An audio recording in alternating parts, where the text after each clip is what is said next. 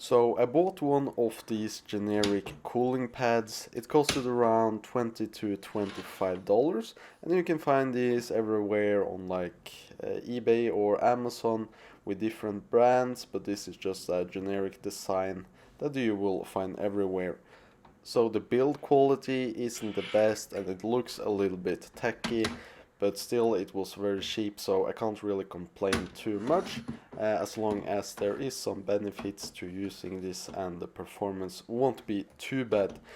On this design here we got 4 fans and it's powered by one USB cable, so I guess it's pulling 1 amp out of your computer, so that is around 5 watts for all of these 4 fans, so they won't really spin too fast. And if you use the spinning dials on the back, you can dial down the speed or up to maximum, and maximum isn't really too loud. It's like my main computer idling when it comes to the sound, and definitely quieter compared to the fans on the laptop at maximum.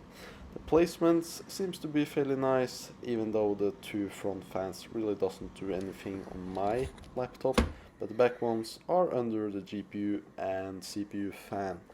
And the CPU and GPU fan, I think, in this laptop here are around 3 watt each, but since they are much smaller, they then are able to ramp up the speed to a much higher RPM.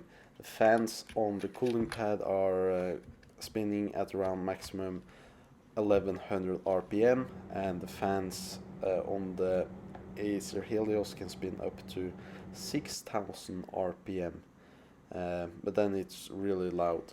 When it comes to the overall feel of the ear, I can't really even almost feel any ear coming up from this cooling pad. If I turn my hand around where I have more hair on my arm, I can like feel a little bit more of a draft there, but there's no like high wind velocity coming out of these fans.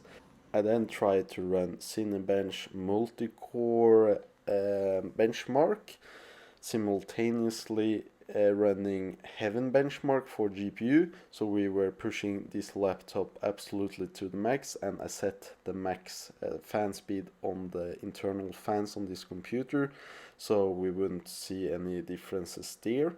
So it would only be this cooling pad that was dictating the performance, and I did a lot of runs and I could see absolutely no difference when it comes to performance or the overall like temperatures on this PC. And if we lay this paper sheet on here, you can really see what I was talking about.